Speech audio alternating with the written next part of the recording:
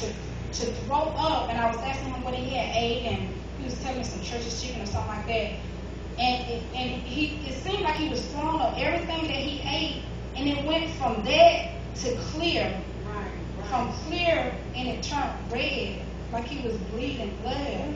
So by this time, I knew something wasn't right, because I know the power of prayer, but I knew God was doing something was taking place. I just couldn't understand it. So he began to continue to complain about his head was hurting, and then he just broke out in a sweat. He was like, Trees, I really need to go to the emergency room. So I'm just like, okay, let me get the keys, we're going to go.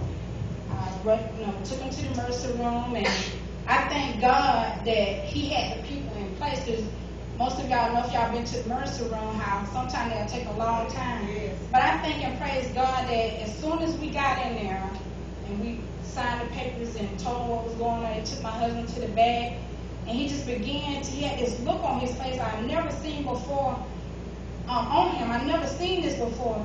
And he began to say, Trees, he said, something is wrong. He said, if they could just release this pressure that I'm feeling on my head, I'll be all right.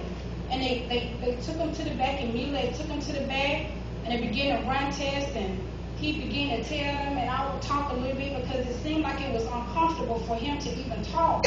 And so I began to tell them what, was going on and everything. And so they went and they ran tests.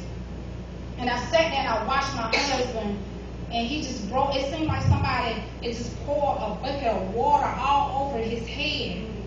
And then it was just the way he was looking. I knew something was wrong. And I began to think just for a second, because it seemed like everything was happening so fast. I didn't even have time to think of what I was going to do. And I know that in a span of the time all this was going on, I was making calls to my sister-in-law who was here on tonight. And she was like, well, just, call me, let me know. Because at first it just really didn't seem like it was nothing really major. And so during the course